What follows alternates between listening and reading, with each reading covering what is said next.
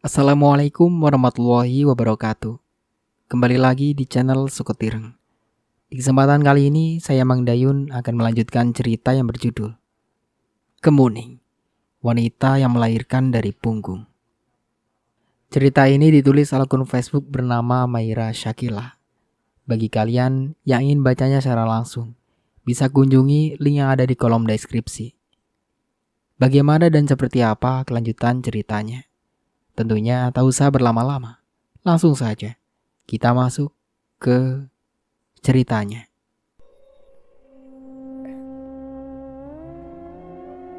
Di sebuah rumah sudah berkumpul warga dan juga para pelayat. Begitupun Pak Yatno dan Sumi. Mereka ikut serta menyaksikan bagaimana yang menimpa sang sahabat, Pak Fian. Pak, semalam kan dia ke rumah kita. Kenapa sekarang dia ditemukan seperti itu? Sumi berbisik seakan merasakan takut. Apa yang dilihatnya sangat di luar dugaan. Tenang Bu, nanti polisi akan memberikan keterangan. Mereka sudah membawanya ke rumah sakit. Yatno berusaha menenangkan Sumi yang terlihat pucat. Beberapa warga tidak sampai menunggu lama karena kondisi mayat yang begitu mengerikan. Setelah melayat, mereka langsung pulang karena merasa takut dan juga mual karena bau amis darah yang masih menyeruak. Tak lama, datang kembali beberapa polisi mengabarkan kematian Fian yang tidak ditemukan sidik jari ataupun penemuan lainnya. Kami juga tidak tahu. Dokter tidak menemukan tanda apapun di tubuhnya. Tidak ada jejak yang dapat kami jelaskan selain kematiannya yang memang tragis. Semua orang memandang heran. Entah apa yang mereka pikirkan, namun tidak ingin banyak bertanya dan terlalu tahu segalanya. Ya sudah, kalau begitu kami permisi. Pamitnya beberapa polisi yang langsung meninggalkan kediaman Fian. Pak Nawi dan keluarga meminta warga dan lainnya membantu mengurus jasad Pak Fian. Pak Nawi dan keluarga meminta warga dan yang lainnya membantu mengurus jasad Pak Fian. Meski banyak yang keberatan karena ngeri dan tak tahan melihat bentuk tubuhnya.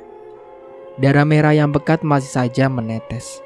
Dengan susah mereka berusaha membersihkan. Meski sudah dikatakan, jika keadaan mayat yang tak menentukan bisa langsung dikebumikan. Namun keluarga tetap kekeh untuk memandikannya. Meski darah tak henti mengucur dari luka dan juga lehernya. Kok saya merasa takut ya keluar malam? Tutur seorang pria yang tengah berjalan hendak pulang dari pemakaman. Iya, saya juga jadi merasa takut dan ngeri. Apa kematiannya Pak Fian itu dibunuh para perampok atau pencuri? Tapi selama ini kampung kita aman dan gak pernah ada yang kehilangan. Angin berembus, membuat pria yang tengah berjalan memutar pandangan. Mereka merasa ada keanehan yang terjadi di kampungnya. Suasana seakan mereka rasakan berbeda dan sedikit seram. Kok tengguk saya merinding gini ya? Ujar Pak Indra. Iya ya, kenapa saya merasa desa kita ini ada yang aneh setelah kematian Ning?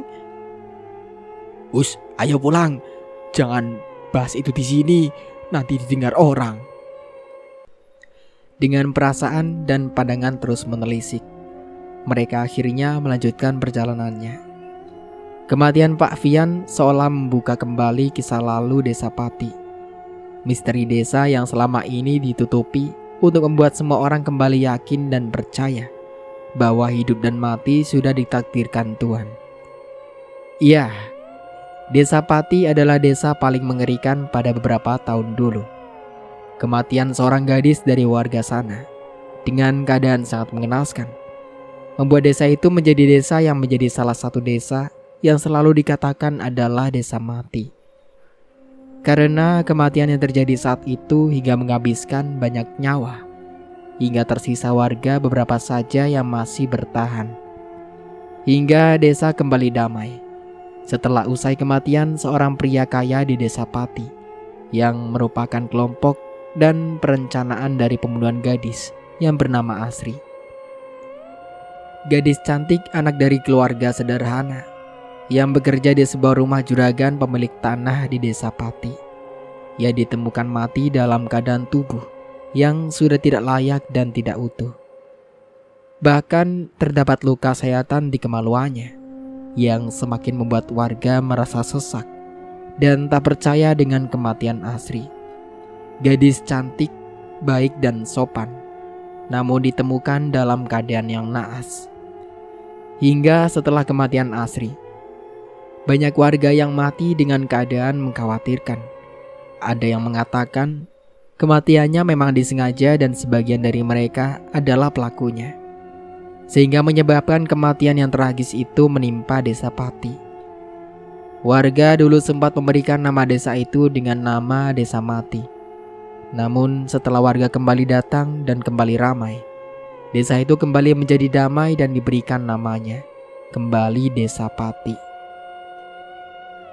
Pak, Kisi kemana? Tanya Pak Nawi pada Iksan. Katanya dia meriang karena setelah melihat mayat Pak Fian, Pak Kosim terus bergurau dan ketakutan. Iya, pasti. Karena keadaan mayatnya yang sangat mengerikan, tangan dan kepala putus. Kira-kira siapa yang sekejam itu pada Pak Fian? Sudahlah, jangan bahas. Merinding saya. Berdoa saja yang terbaik untuknya. Danu dan Pak Nawi hanya menyimak tanpa mau mengatakan apa-apa. Sejujurnya keduanya pun merasakan hal yang sama, dan Pak Nawi merasa kembali pada masa lalunya. Pak? Iya Danu, ada apa? Pak Nawi terkejut kalau suara Danu memanggilnya. Bapak melamun? Tidak. Oh ya, saya rasa hari ini kamu pulang saja. Badan saya sepertinya kurang baik. Oh baik Pak. Danu merasakan kekhawatiran. Mungkin saja Pak Nawi syok dengan kematian Pak Fian, sehingga membuatnya terlalu keras berpikir. Karena sebagai kepala desa dan kepercayaan warga, pastinya ia tahu. Karena segala urusan dan apapun yang terjadi akan menyangkut namanya. Sudut pandang Danu. Lelah sekali hari ini. Lirihku sambil kujatuhkan bobot tubuhku di atas kursi bambu. Kubejamkan mata, mencoba sedikit tenang dalam keadaan yang kurasa banyak sandiwara. Keheningan yang aku rasa, kesunyian tanpa sosok wanita yang kucinta. Nak Danu? Kubuka mata, kutata bapak yang berada di sampingku. Ya, kami baru saja kembali dari makam. Hari ini desa dikejutkan oleh kematian Pak Fian yang begitu tragis dan mengerikan. Tangan dan kepala sudah tak berada di tempatnya, membuat aku merasa keanehan dengan kematiannya.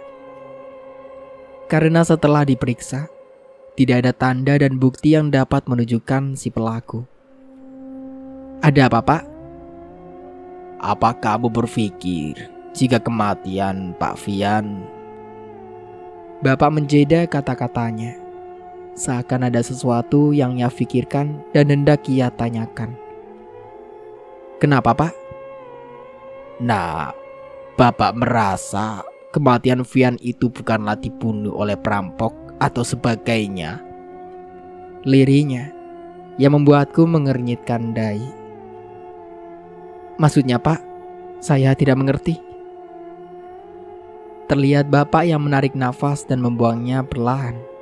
Aku semakin dibuat penasaran dan seakan ikut merasakan kejanggalan yang sama. Dia sepertinya Fian mati karena seseorang. Seseorang? Bagaimana maksudnya, Pak? Danu gak mengerti, karena polisi saja mengatakan tidak ada petunjuk di tubuhnya. Kamu tidak mengerti, Danu? Desa ini seakan menjadi dejavu bagi kami.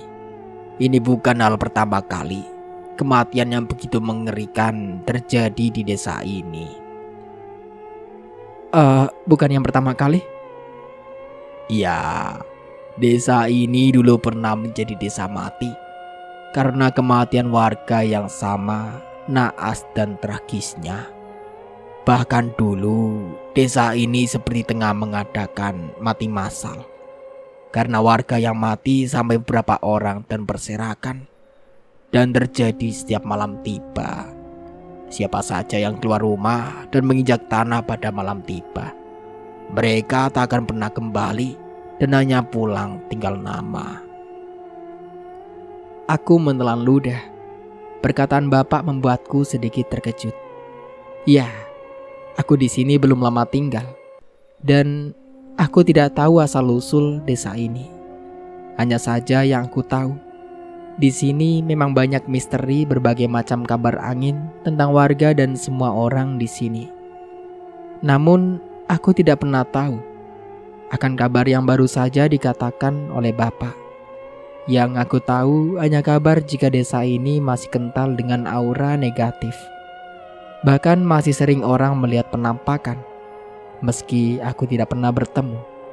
Namun setelah kematian Ning istriku, aku percaya semua bisa saja terjadi dan bisa kita lihat dengan nyata. Nak Danu, apa kamu sudah mendapat kabar tentang kematian Ning? Tanya bapak yang membuyarkan lamunanku. Belum pak, belum ada sinar cerahnya. Aku belum menemukan petunjuk untuk mengungkap misteri kematian Ning. Tapi kematian Vian bisa menjadi sebuah dasar. Bapak memiliki firasat buruk tentang dia.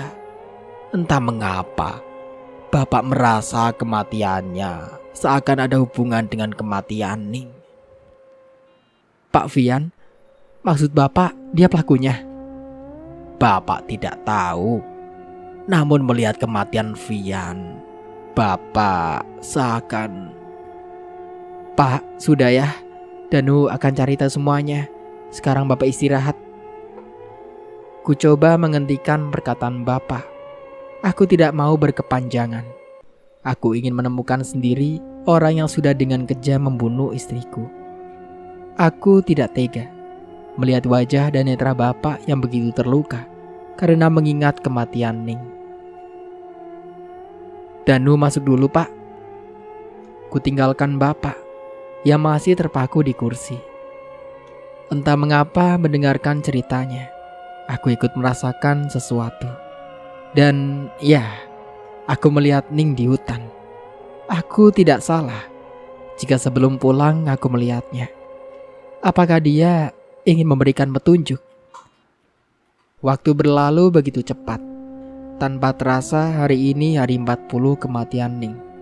Dan semua orang tengah sibuk menyiapkan semuanya.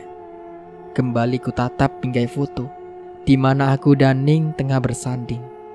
Kini aku meratap karena akan segera tiba di mana aku akan kembali bersanding dengan wanita yang sama sekali tidak aku cintai. Ning sayang, Mas rindu. Ku peluk bingkai foto yang sudah basah oleh air mata yang terus luruh. Netraku yang berkaca dan berbayang merasakan sesak di dada yang semakin mendera. Sayu telingaku mendengar suara isak tangis. Kulihat ruangan yang remang di dalam kegelapan. Kusapu penjuru ruangan kamar ini hingga kurasa mencium sesuatu. Bau apa ini? Gumamku. Kuayunkan kaki mencari aroma bau bunga melati yang begitu menusuk hidung. Namun langkah kakiku terhenti ketika berdiri sosok perempuan yang tak asing di pandanganku.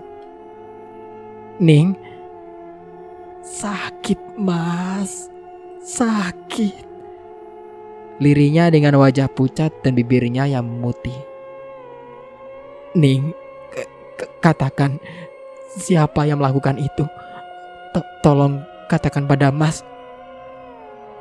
Mereka menyakitiku mas. Mereka memisahkan kita. Maafkan Mas, belum bisa menemukan mereka. Tapi Mas janji, Mas akan secepatnya menemukan para pelaku yang sudah menyakiti kamu sayang. Sakit, Mas. Terdengar lirihannya yang semakin menyayat. Kulangkahkan kaki ini untuk lebih dekat dengannya. Kusentuh tangannya.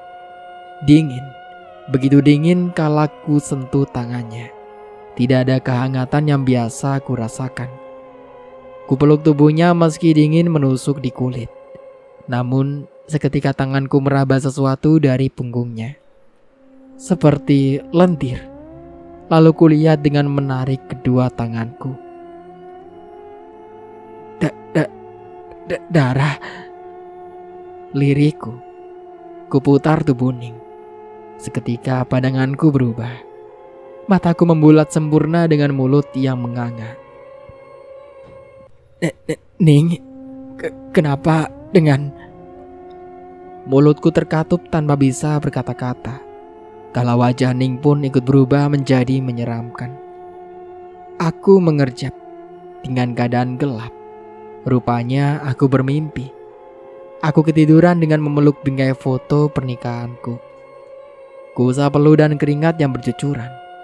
Entah mengapa aku merasa seakan mimpi yang nyata. Nafasku yang ngos-ngosan seakan habis berlarian, membuat degup jantungku terpompa lebih cepat 2 kali lipat.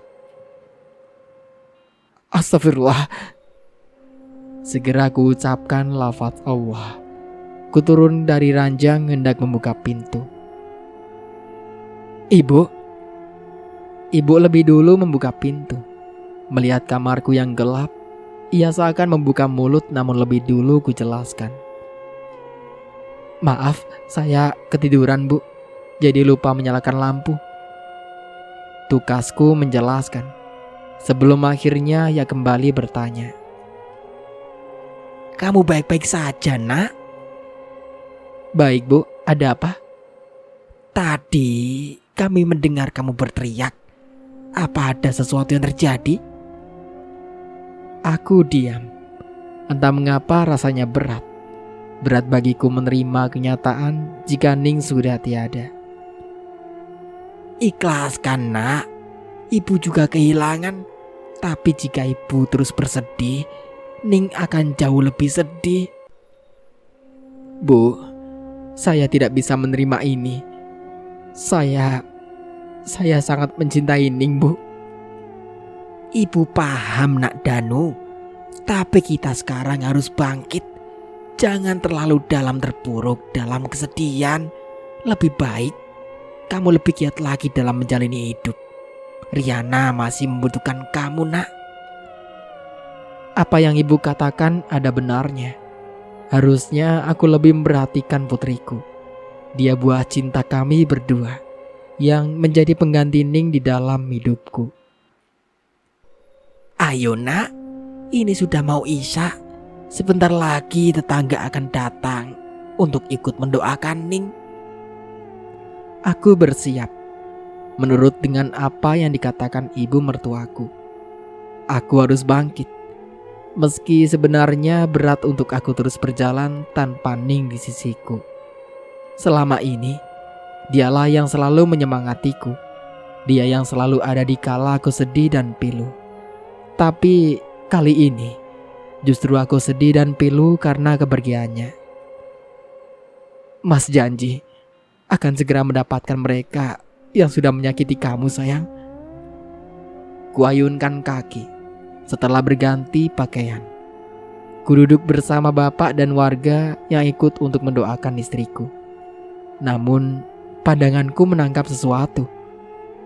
Aku yang merasa tenang pun kembali dilanda keresahan kala melihatnya. Aku berdecak kesal, karena rupanya mereka ikut serta bersama untuk berdoa. Tunggu, Nak. Biarkan. Kamu yang tenang. Kita di sini berkumpul untuk mendoakan Ning. Biarkan mereka ikut tanpa harus ada masalah. Aku yang hendak pergi kembali ditarik tanganku oleh bapak. Tapi Ndak usah kamu pikirkan. Sebentar lagi doa akan segera dimulai. Aku hanya pasrah, meski merasakan kemarahan akan sosok wanita yang duduk berhadapan denganku. Kulihat Murni yang terus tersenyum menatapku. Aku mencoba tak mengiraukannya dengan tak memperhatikan gelagatnya. Entah mengapa, setelah tahu apa yang dikatakan ibu atas ulahnya menjebakku, aku semakin tidak menyukainya. Nak Danu, Aku terhenyak. Suara ibu membuatku tersentak. Iya bu, ada apa? kamu kenapa? Pengajian sudah selesai. Semua orang pergi, tapi kamu melamun saja. Iyalah, selesai. Maafkan Danu pak, bu. Ibu dan bapak tersenyum sambil menggelengkan kepala. Aku terpaku menatap ruangan yang hanya tinggal beberapa orang saja. Mereka masih mengobrol dan berkumpul di teras depan. Aku merasa tak enak karena pasti mereka menganggapku tak sopan. Gak apa-apa. Ibu sama bapak sudah menjelaskan sama mereka. Mereka paham akan perasaan kamu, nak. Sekarang kamu jangan lagi bersedih. Doakan anak ibu mendapatkan tempat yang indah dan mendapat surganya Allah. Kamu harus bangkit demi Rania ya nak. Bu, Danu ikhlas akan kepergian Ning. Danu hanya tidak ikhlas akan mereka yang masih tenang setelah melakukan kekejaman pada istriku. Kami paham, tapi kami juga percaya secepatnya mereka akan mendapatkan balasannya. Kutarik nafasku sedalam mungkin, lalu kubuang secara perlahan. Iya bu, saya percaya. Secepatnya saya akan segera menemukan mereka. Singkat cerita. Bagaimana saksi? Sah? Ijab kabul baru saja terucap lantang dari bibirku. Kata sah dari para saksi menyaksikan. Jika sekarang aku sudah kembali mengingat sebuah pernikahan dan menjadi imam. Semoga bahagia ya. Selamat untuk pernikahannya. Terima kasih. Semua orang berdatangan menghadiri acara pernikahan keduaku. Meski ada beberapa dari mereka yang bertanyakan akan pernikahanku dengan Murni. Alan, ya, dia termasuk sahabat yang paling dekat denganku di kantor. Bahkan dia juga memberitahu akan kematian Ning yang terkesan janggal. Dan gue pamit ya, ucap Alan dan istrinya. Iya Lan, terima kasih sudah hadir. ya sama-sama. Maaf, gue gak bisa ngasih kado apa-apa. Gak apa-apa, sudah datang juga sudah cukup. Para tamu semakin terasa sepi. Kuliah jam di tangan rupanya sudah mau masuk asyar. Aku rasa aku bisa beristirahat karena mereka sudah pada pulang. Ibu dan bapak juga mengizinkan. Namun saat aku memasuki kamar, langkahku terhenti karena baru sadar jika Murni mengikutiku dan hendak memasuki kamarku dengan Ning. Berhenti, ucapku dengan nada sedikit menekan. Ada apa mas? Untuk apa kamu mengikutiku? Ini kamar Ning dan tidak boleh satu orang pun memasukinya selain ibu dan bapak. Loh, terus aku gimana? Kan mas belum mau pulang ke rumah. Ibu dan bapak Murni. Jika kau mau pulang, silakan. Jika di sini, tidurlah di tempat lain. Mas, kenapa? Kamu ingin marah?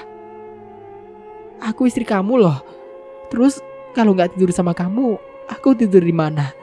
Rumah ini gak ada kamar lagi selain kamar Mbak Ning dan kamar Bibi, Mas. Loh, ada apa ini? Ibu dan bapak mengampiri karena mendengar teriakan Murni. Bi, Mas Danu tidak mengizinkan aku masuk kamar. Aku ini kan istrinya. Terlihat ibu yang menatapku. Namun dengan hati berat, ibu sepertinya terpaksa memintaku untuk mengizinkan Murni masuk.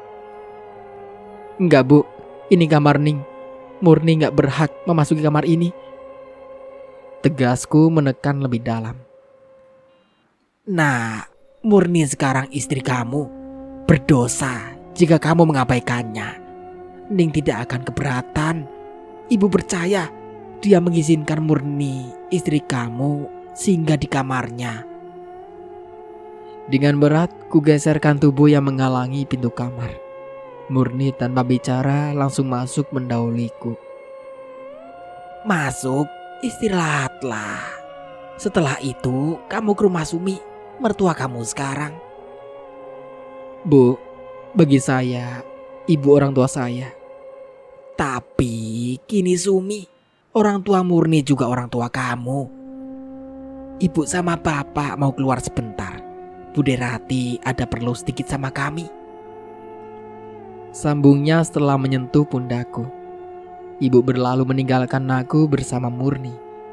Ada gelisah juga marah yang harus kutahan. Kulangkahkan kaki, memasuki kamarku yang biasa ku tempati bersama Ning. Kulihat Murni sudah berganti pakaian. Ya, kami menikah dengan acara yang sederhana karena waktu yang tidak memungkinkan.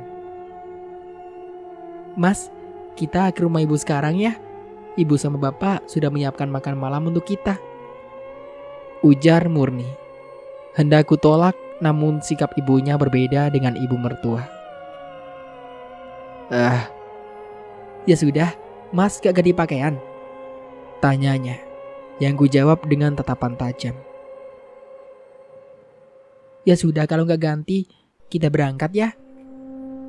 Murni menggandeng tanganku, namun tak bisa ku tolak karena akan ke rumah orang tuanya.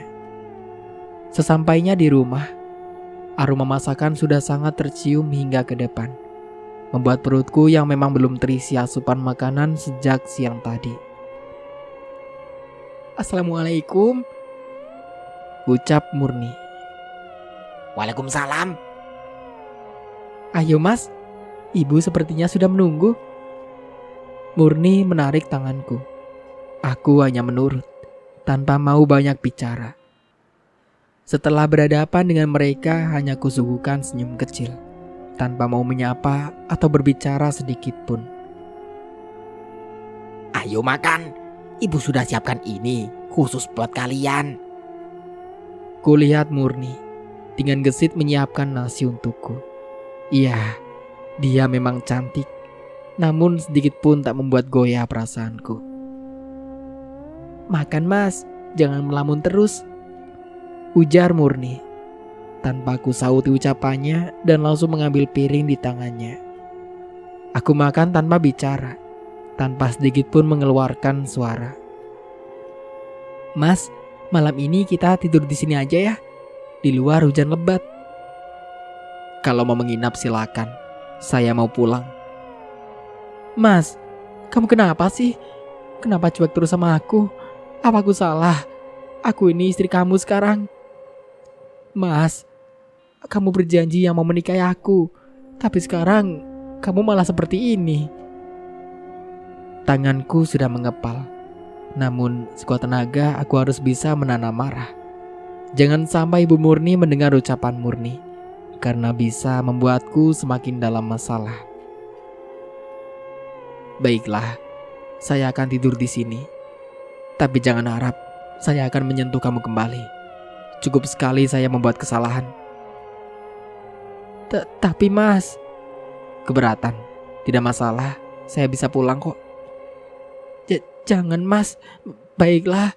Kasihan ibu, kalau kamu pulang sendirian, dia akan berpikir yang tidak-tidak. Aku tersenyum getir. Ini awal aku membalas perlakuannya. Aku tidak ingin lengah lagi. Aku tidak mau kesalahan itu terjadi kedua kalinya. Aku masih berdiri, melihat guyuran hujan di dalam kegelapan malam. Angin berembus begitu menusuk, membawa anganku melayang jauh bersama khayalan. Kulihat ranting yang bergerak tertimpa air hujan, mengingatkan aku pada Ning. Mas, kamu tahu? Apa? Lihatlah, ranting ini bergerak seakan tengah melepaskan segala beban dalam hidupnya. Ketika guyuran air hujan menimpa setiap tangkainya, dan begitupun kita, Mas. Seberat apapun beban kehidupan kita, semua akan terasa hilang dalam sekejap hanya karena guyuran air hujan. Iya, aku sedikit ringan. Bebanku seakan hilang terbawa air yang berjatuhan. Lirihku sambil menengadahkan wajah ke atas langit yang gelap. Kurasakan guyuran air hujan di tubuhku. Aku mencoba melakukan apa yang dulu pernah kami lakukan bersama, aku dan Kemuning. Setelah kurasa sedikit ringan, aku berlalu hendak memasuki kamar. Meski dengan malas, aku terpaksa karena tubuh yang mulai kedinginan. Kulihat Murni yang sudah tertidur dan tertutup selimut. Aku pun dengan santai berganti baju. Setelah selesai aku merebahkan tubuh di ranjang. Namun, karena tenggorokanku yang terasa kering, aku mengambil gelas di atas nakas dan meminumnya hingga tandas. Setelah selesai, kurebahkan tubuh memunggungi Murni. Namun, belum sempat aku menutup mata. Aku merasakan sesuatu di tubuhku. Kenapa panas sekali? Lirihku yang mengibas-ibaskan tangan. Namun, bukannya merasa baikan. Tubuhku semakin merasakan sesuatu. Hasratku seakan bergejolak dan gak bisa aku tahan. Pandanganku berbayang dengan kepala yang sedikit pusing. Tubuh yang semakin tak karuan dengan hasrat yang semakin naik membuatku merasa tersiksa. Namun, kulihat Ning tengah menatapku dan tersenyum. Ning, Mas rindu. Mas sangat merindukan kamu. Kusap wajahnya yang melingkar membingkai di sudut wajah cantiknya. Kulihat Ning tersenyum dan aku terus memeluknya. Hasrat yang semakin membuncah membuatku terbawa ke dalam hangatan yang kembali kurasakan. Ning, panggilku. Iya, Mas. Mas sangat mencintai kamu. Ku peluk tubuhnya. Aku terus mencumbuinya seperti biasa yang aku lakukan padanya. Bibirnya yang ranum membuat aku selalu merindukan sentuhannya. Pelan, Mas, sakit. Lirih Ning. Iya sayang. Aku terus memberikan yang terbaik untuknya. Aku tidak ingin mengecewakan Ning. Aku ingin selalu membuatnya puas dan merasa senang. Suara desahanku dan Ning akhirnya selesai. Kulihat Ning tersenyum dan memelukku. Hingga tanpa terasa, aku kelelahan dan langsung menutup mata. Murni, bangun, sudah siang. Suara seseorang membuatku terbangun dari mimpi. Mataku mengerjap. Namun seketika aku tersentak kala melihat Murni di sampingku dengan memeluk tubuhku. Bahkan kulihat tubuhnya yang tanpa memakai baju. Dan Murni, apa yang kamu lakukan? Aku mendorong Murni hingga akhirnya dia terbangun. Apa sih, Mas? Pagi-pagi udah ribut aja. Apa yang sudah kita lakukan semalam? Loh, Mas kok tanya Murni? Semalam Mas yang melakukan apa? Kok sekarang malah nanya balik? Tidak, ini tidak mungkin. Semalam aku ingat. Semalam aku bersama Ning, bukan bersama Murni. Lalu, mengapa pagi ini dikejutkan dengan Murni yang ada di sampingku? Semalam aku hendak tidur. Namun, aku melihat Ning. Dan, kuapungkan kepalan setinggi-tingginya. Karena tak seharusnya ini kembali terjadi. Tapi kenapa? Kenapa aku sampai tidak bisa mengontrol diriku sendiri? Kuturunkan kaki melangkah menuju kamar mandi. Di sini, aku tidak perlu repot lagi pergi ke dapur untuk menggunakan kamar mandi. Aku bisa bebas tanpa harus merasa tidak enak dengan orang rumah. karena ini bukan keinginanku dan bukanlah kehendakku. Entah mengapa, aku merasa ada yang salah. Aku selalu merasa bersama Ning kala melakukan itu. Entah apa yang terjadi denganku. Nak Danu, kamu masih libur kerja kan? Tanya Ibu Sumi, mertua keduaku. Saya masuk kerja, tidak libur sama sekali. Jawabku tanpa menoleh padanya. Apa kamu tidak ingin bawa Murni jalan? Jalan, maksudnya? Iya, seperti kamu dulu sama Kemuning. Kalian sampai pergi, apa itu namanya? Lupa. Maaf, saya sibuk dan banyak urusan. Saya juga tidak bisa meninggalkan Rania bersama ibu. Kalian ingat jika saya memiliki putri?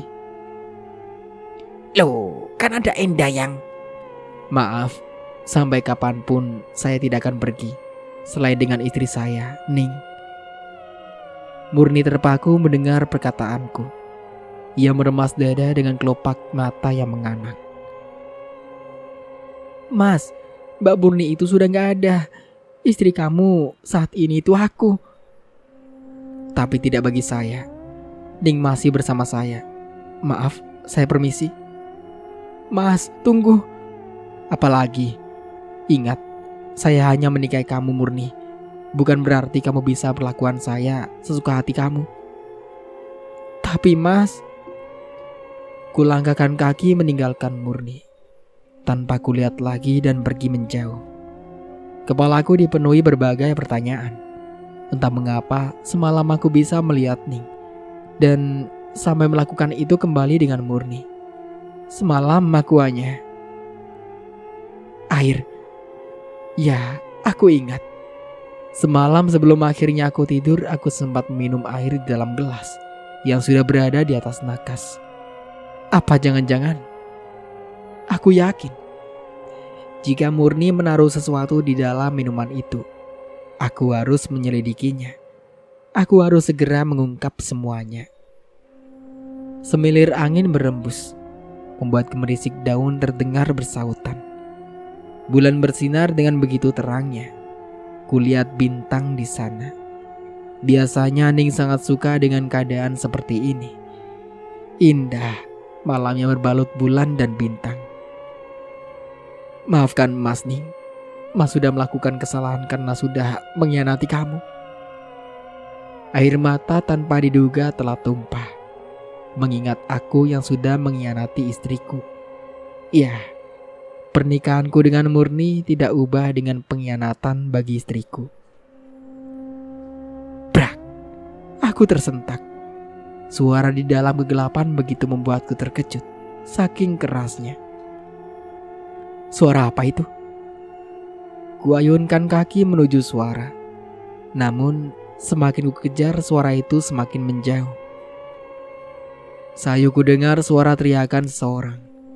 Kusapu keadaan yang sangat gelap. Entah di mana aku sekarang. Karena tak sempat melihat jalanan, aku hingga melupakan kemana arahku tadi berjalan. Aku hanya bayarannya disuruh untuk bawanya ke dukun sakti. Lirih seseorang dalam kegelapan. Kau sama saja membunuhku dengan membawanya ke gurumu. Apa salah dan dosaku hingga kalian tega menyakitiku dan putriku? Lagi ku dengar sautan dari seorang perempuan.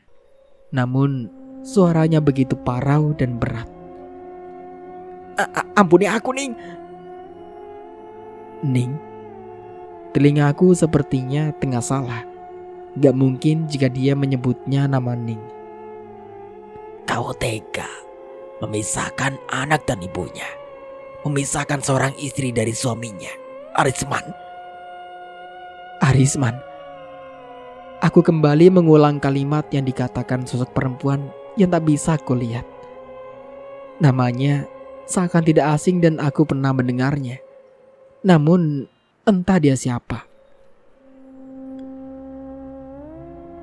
Untuk sementara aku cukupkan dulu ceritanya sampai di sini. Sampai jumpa kembali di part berikutnya. Saya Mang Dayun pamit undur diri. Kurang lebihnya mohon maaf. Wassalamualaikum warahmatullahi wabarakatuh.